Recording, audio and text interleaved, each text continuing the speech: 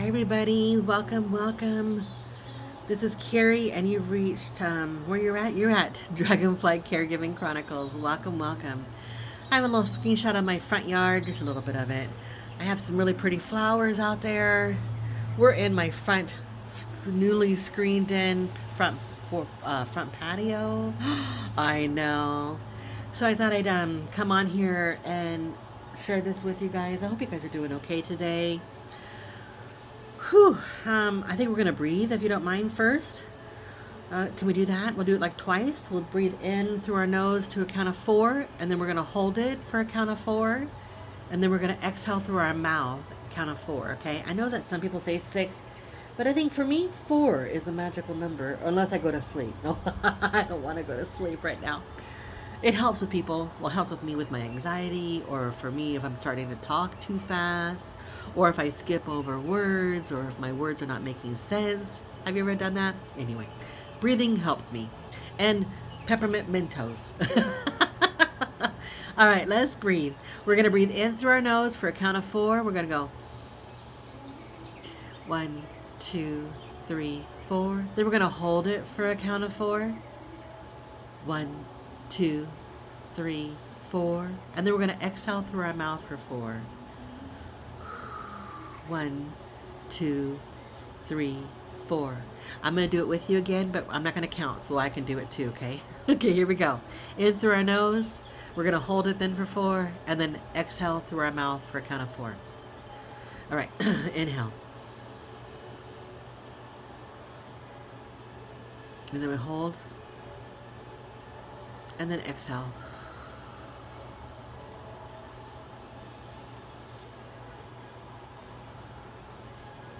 All right, how you feel? You feel okay? All right. All right, so I thought the hospice thing is big, right? Whew, it's big. I don't know. Um, it's so big that I'm going to do a series on it. For us, I know we were only in it for a brief period, a blip of time. Some people are caregivers for years, and hospice may enter their life off and on throughout those years.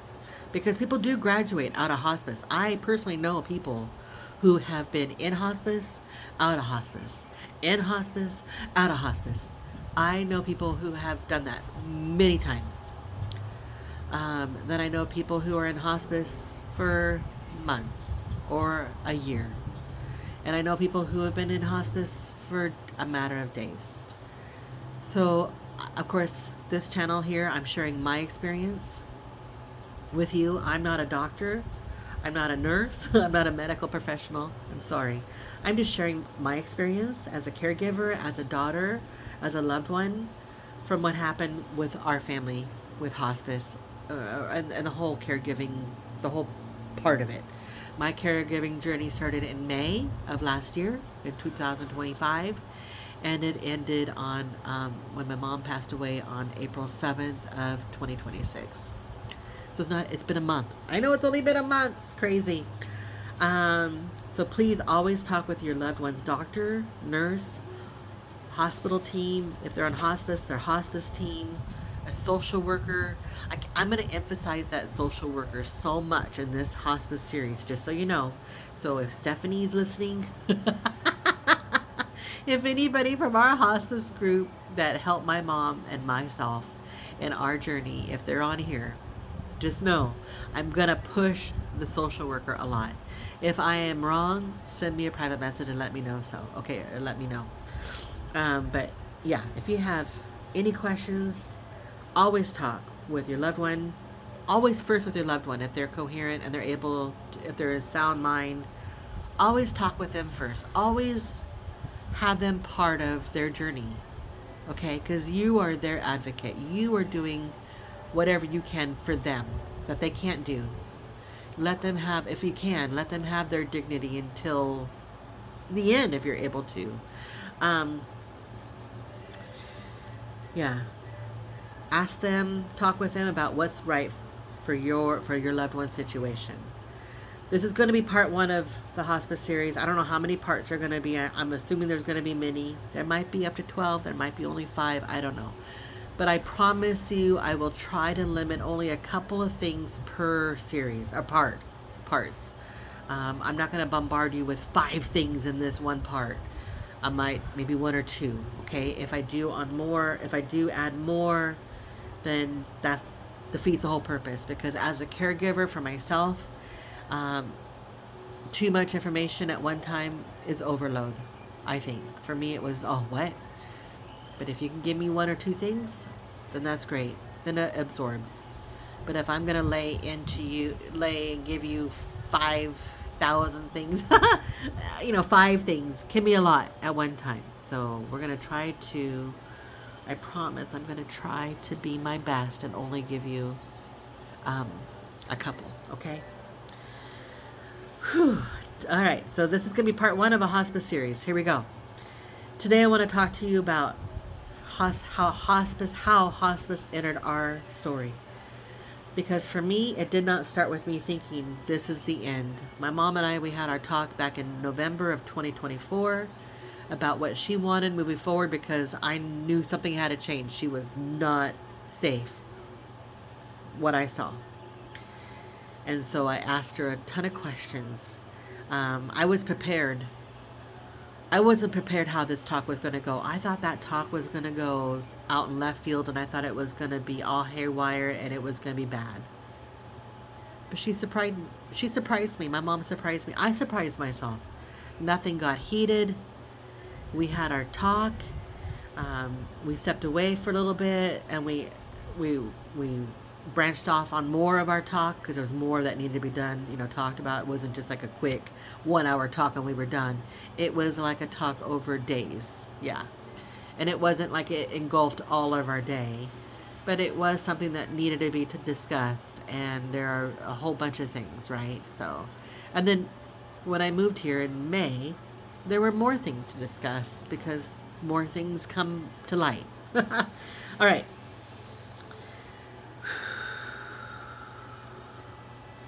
Yeah, my mind was not, this is the end. No, my mind was, how do we get my mom? When I came into this caregiving season with my mom, my mindset was more like, okay, how do we help her get stronger? How do we help her with her pain? How do we help her be safer? How do we help her regain independence back? I was not thinking at all about end of life. I was thinking support, strength, safety, and what's next. At one point, I remember asking the doctor something along the lines of, what's next? How do we get her strength back? That question opened up the door to home health care. Not hospice, but home health. I didn't even know that was a thing. And I want to say that because I think those words can get confusing when you're in the middle of it. Home health, palliative care, hospice. People say these words, I'm going to say them again, home health, palliative care, hospice. These words, they say the words, but when you're overwhelmed and tired and even scared, it's hard to know which each one actually means. For us, for my mom, home health was first, and it was covered under her Medicare insurance. My mom qualified for home health. And honestly, I was surprised. I didn't even know that was something she could qualify for at that point. Home health brought in support like physical therapy and occupational therapy, called PT and OT. PT is for lower body, OT is for upper body. I had no idea until November of this last year, 2025. I knew PT, that was October. And the lady kept coming, and she only did the lower part. And I'm like, well, what about her arms? Her arms, she lifts herself out of bed. She lifts herself up onto the walker with her arms. She gets herself up onto her feet with her arms. What part of that are we building? And she goes, oh, that's not covered under PT. That's OT. And I'm like, well, what is OT? She goes, OT, that's occupational therapy. That's something separate. That's somebody else. And I'm like, well, how do we get that? They don't even figure that out. I had to figure that out. The goal at that time still felt like, let's see what we can improve. Let's see what strength we can build. Let's see what support she needs in the home. So, in my mind, we were still in the help her get stronger chapter. Hospice is not where we started. And then there was the palliative care piece. If I'm saying it wrong, I'm going to spell it for you because it took me months to even figure out how to say palliative care. It's P as in Paul, ALLIA, T as in Tom, I, V as in Victor, E as in Elmer. Palliative care. I had heard about it, and in fact, I did a whole bunch of research on it during the summer months before we even got home health care, because I figured that was where we were going to go first. I didn't know we had home health care. I'm thinking, okay, palliative care, okay, that's some kind of care. I thought maybe that would be the next step, because in August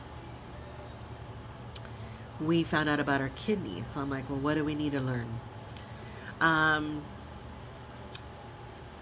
But where we were, palliative care was not really available as the separate thing, the way that people sometimes talk about it online. What I was told was that comfort care side was basically under the hospice umbrella.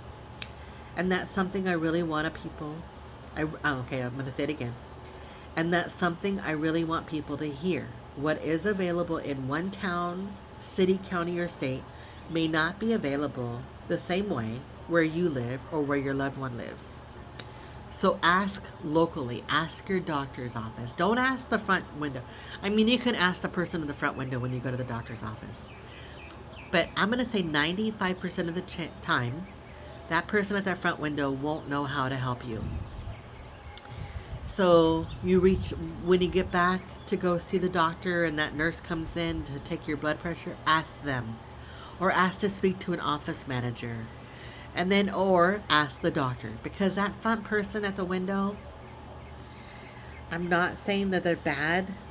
I mean, I wish that they all had all the answers to all of us, or at least know where to direct us, instead of just give us a no, or I don't know, and then brush you off. Or you can order that online. Ugh, sorry, we will talk about that real quick. The front person at that doctor's office is really just to check you in and to maybe find out what's bugging you, why you're there to visit. And then they're supposed to send you off. It's supposed to be like that's the main, and then you get branched off to go visit A, B, C for your stuff, right? So I have to remember that. That's hard for me because I think that front person should be your go-to person. But that person isn't, unfortunately. But just because they say, oh, you can go buy it yourself, or they give you some wrong information, don't let them give you wrong information. Don't even go to them. Go to your office manager at that doctor's office, or talk to that nurse who takes your blood pressure, your oxygen level, your weight, whatever. Talk to them. And then if you're still not getting what you need, talk to your doctor. Your doctor in the end will have what you need. But that office manager is the person also. Like the wheelchair. When I first came here in May and we had an appointment to go see my mom's doctor in June, we needed a wheelchair to get her in there. She could not walk. No way, no how. She could not walk from the car to the doctor's office. That's where she was. Nope, cannot. Cannot walk from the house, any part of the house, to outside to go in the car either. Wheelchair. So I called the doctor's office, talked to that front staff person, and she said, oh, you can buy one online. My mom called. The lady said, you can buy one online. I said, oh, hell to the no. Under Medicare, a wheelchair is provided, but the doctor has to put in the order. So I told my mom, call the doctor back, and we want to talk to the office manager. And that front person did not want me talking to the office manager. I was on hold for 15 minutes. I talked to the office manager. My mom did, but then I did because my mom was done. Gave me permission to talk to the office manager on my mom's behalf while we're on a speakerphone, right? And the office manager said, what are you looking for? And I said, I'm looking for a wheelchair for my mom. She's right here. There's no way, no how that I can get her to that doctor's appointment without a wheelchair. She needs a wheelchair. Okay, we'll order one for you and we'll have it delivered. What size do you need, whatever. And that week, we had a wheelchair in the house to get her to the car and then from the car into the doctor's office for her medical treatment. And none of it was paid for out of our pocket. It was all covered under Medicare. There was a chance it might have been like a $9 or a $13 fee if she didn't have the supplemental, I think it was. Yeah. But see, the front person didn't help us, the office manager did. I'm like, help me get my mom to you. And she did. Thankfully, it took us about a 30-minute phone call after being on hold for 15 minutes. And then within the same week, I had a wheelchair for my mom. And that was awesome. But it was a undertaking. And for someone who's in pain, like my mom, the patient, my mom, could not have done all that. I mean, she probably could have, but it would have been very, very difficult. Very cumbersome. I don't know, cumbersome is not the right word, but it's very frustrating for them, right? They're in pain, nothing's working, no one's wanting to help them out. Well, they'll just deal with what they're in and they'll just stay in their home. No. All right, that's our story. All right, moving on. Ask the doctor, ask the nurse, ask the office manager, ask the discharge planner if you want. If you're in hospice, ask the social worker. What services are available for my loved one here? How do I help her? How do I help him? Because I did not know what I did not know. Eventually, hospice did come into our conversation. But again, when hospice was when it first came up, my brain did not immediately say, my mom is dying right now. I know hospice often means end of life care. I understand that now in a different way than I did back then. But in that moment, I heard it more like, okay, this is the next layer of help. This is the next support system. I was still thinking, how do we manage her pain? Because that's where I was focused on when I came here. How do we help her keep her comfortable? How do we keep her safe? How do we do this all in her home? I was not thinking this is the final chapter. Maybe a part of me knew, but my brain had not caught up yet. Looking back, the signs were already there. She was already sleeping more. She was already eating less. In December, January, she was sleeping way more. October, okay, it started in October for me. That's when I go back all the way to October, as I noticed the big change was October. Another big change was in December. Another big change was in late February, early March. And then another big change was the end of March. But I noticed these big changes. And you will too, over time. Her body was already changing before hospice ever came into the equation. And before hospice ever came into our lives. And I want to say this because I now know there are a lot of fears and misunderstandings around hospice. Hospice did not come in and make my mom stop eating. Hospice did not take food away from my mom. They did not come in and take the cookies away. They did not come in and take Hershey's candy away. Hospice did not tell me, do not feed her. They did not at one time, at any time, ever say anything like that. Just so you know, that was not our experience. Her appetite was already changing. Her body was already changing. And if she wanted something, we offered it. If she wanted a bite, a sip, a treat, something comforting, that was part of her comfort. It was not about taking things away. Like some people say that they had to take the medication away, like my mom's kidney medication or the gabapentin or her vitamins or her high blood pressure medicine. When we brought in hospice, none of that was taken away, just so you know. It was about comfort, dignity, and listening to what she wanted and what her body could handle. There was one moment that did make hospice feel more real to me, and that I will share that here in a little bit. For us, that was when the pain medicine became part of the conversation in a bigger way. Because they gave her pain medicine for something with a T and then something with a P. I don't even know the names of it. But when the nurse said, well, those things aren't really working, you're still having pain, we don't want you in pain. And it wasn't really about that. I mean, yes, they didn't. My mom's pain was always an 8 or more, always.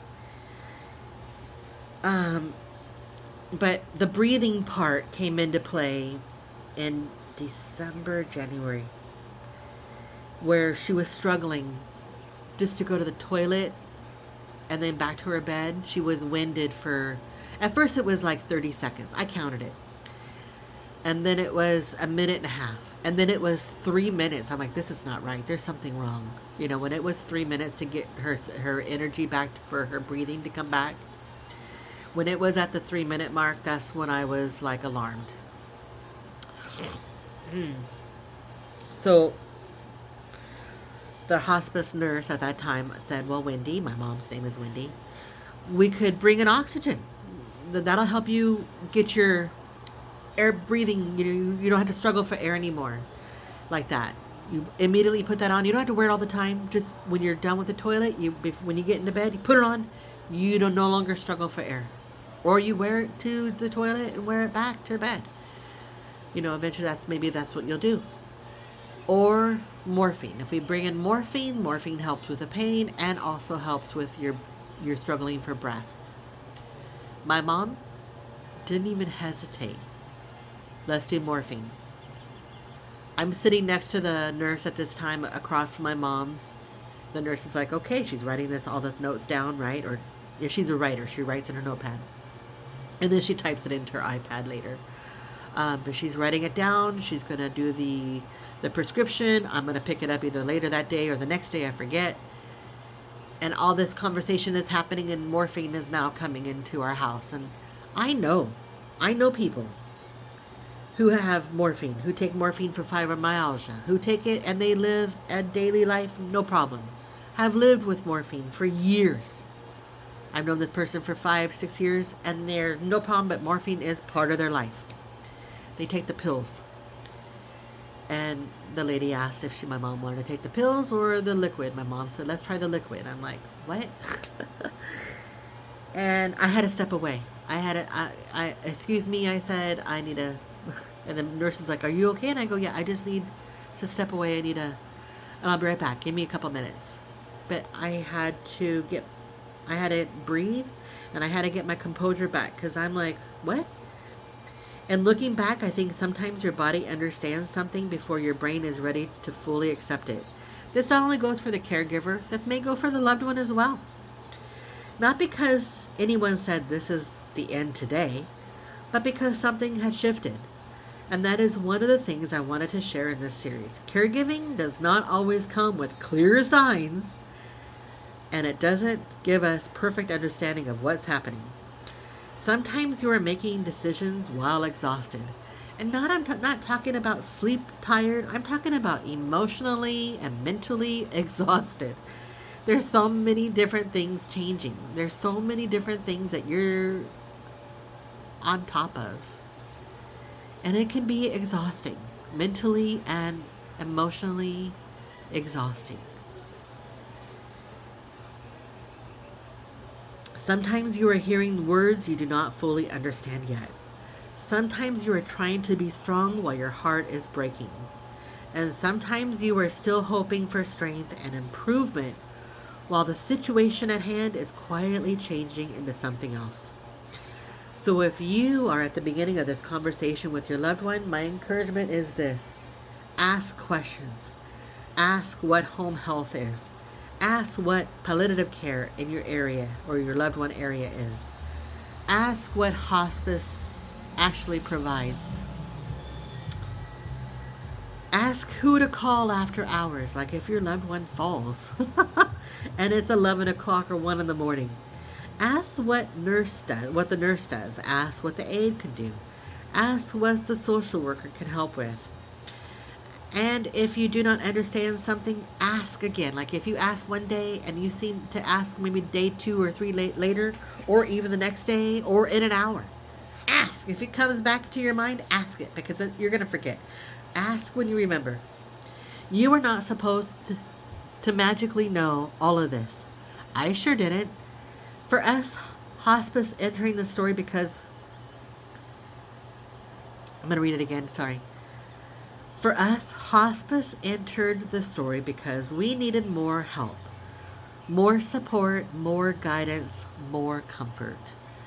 It wasn't about, for me, it wasn't about end of life for her. It was about, okay, that's the next step to help hopefully relieve her pain, help give her comfort care, right? I did not fully understand at first that we were entering into life care. I understood that we needed help, and sometimes that is where the conversation begins.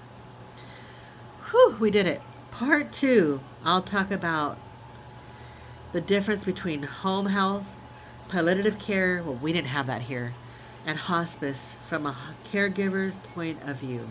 Because those words can be confusing. And when you're living it, you need things in plain English, plain language. I speak English. I don't know if you need a translator, go for it. And that was one of the things too. I'm going to talk about language right now. My mom said when she had hospice hair, she had home health. It wasn't hospice, sorry. I misspoke. She had home health here in September of, I think 2023 or 2024. I think it was 2023. To help her regain some momentum. And the people who came in the house didn't speak very good English. It was very broken English. They came in, they helped her move a little bit, gave her a sheet, told her to do these things, and they left. She had a the senior center, Meals on Wheels. They came and delivered food once a day. Just one meal. It wasn't different meals where you could put in the freezer. It was one meal a day. And that did help. Don't get me wrong. And those people, I think they all spoke English, but the home health people did not. And it was really mind-boggling to my mom. She just was just confused. She was just frustrated. So when I brought home health in for my mom, I told them, we need to have somebody here. I know the different ethnicities here, and I get it, but they have to speak clear English. Because if my mom is having a problem understanding, I'm having a problem understanding. And that's a problem with my mom's care. And I have to tell you, everybody with home health, they might have been Asian descent or Cuban or whatever, but they did speak clear English. And I love that. Hospice, same way. It was wonderful. And I thank you for that if you're watching. So ask. Tell them that's what you want, and they'll do their best to listen to you and provide what they can for you. Because, I mean, you can't have someone coming in with broken English expecting your loved one or you to understand. You're dealing with your loved one's care. And if these people are trying to give you care and you're not understanding, that's a problem. That's a barrier. That's a problem. All right. If this helped you, please like this video. You can share it, subscribe, click on the subscribe button. Be sure to click on that thumbs up button. Leave a comment if this resonates with you, or if you want to just leave me a comment, say thank you or something, or a smiley face, a heart. I love it. If you want to send me a private message because you want me to talk about something moving on in the series, let me know. If you're having a hard time right now, let me know. I'm here for you. I mean, I know I'm not here for you 24/7, but I don't want you to be alone. So there's group pages in Facebook on hospice. Join all of them that pop up. And if you are having a hard time, type it in, copy and paste them to those groups. Sometimes some of those groups are monitored by an administrator, and your comment won't come up. Your comment won't appear right away, your post. But some will. And people don't sleep. I don't know if you're a caregiver, but your sleeping pattern changes. So if you're having a hard time and it's 2 in the morning or 4 in the morning or 3 in the morning, sorry, I missed 3, or at 11 in the morning or whatever time, someone's going to be awake and something will happen. You'll get some comments. There'll be activity. It seemed like that's what I've seen anyway. I don't want you to be alone. If you're on hospice, you have a phone number to call for hospice. You call them, even if you're having a hard time. Oh my God, I just having a hard time. They'll walk you through it, or they'll just be there to talk to you. You could talk to them, or if you want them to talk to you because your loved one's asleep finally, and you're finally getting a breath of fresh air, and it's overwhelming. You can call them. It's okay. They're not just there for your loved one. They're there for you because you're your loved one's caregiver. And they won't report you to a sheriff's office or, what do they call that? See, elder abuse. No, they get it. Caregiving, they know. The caregiver gets the brunt of it. I get it. All right. So be sure to, private message me. If you've walked through this with someone you love, you're welcome to share what helped you understand the process better. Or maybe the hiccups, if you want to share what the hiccups were that you went through, and maybe we can figure out how to help the next caregiver not go through those hiccups, if we can. And there's no guarantee, but we're trying, right? And before I go, take a deep breath with me. We're going to inhale for 4. We're going to hold it for 4. And then we're going to exhale through our mouth for 4. Here we go. In through our nose for 4. We'll hold it. Exhale for 4. One more time. Inhale for 4 through our nose. We're going to hold it for 4. Then exhale through our mouth for 4. Just remember, you're not alone in this. You're doing a great job. I appreciate you. I hope you enjoyed the flowers. Have a great day. I have it really big so my hand looks so ginormous. You take care of yourself. Until the next video. Bye, everybody.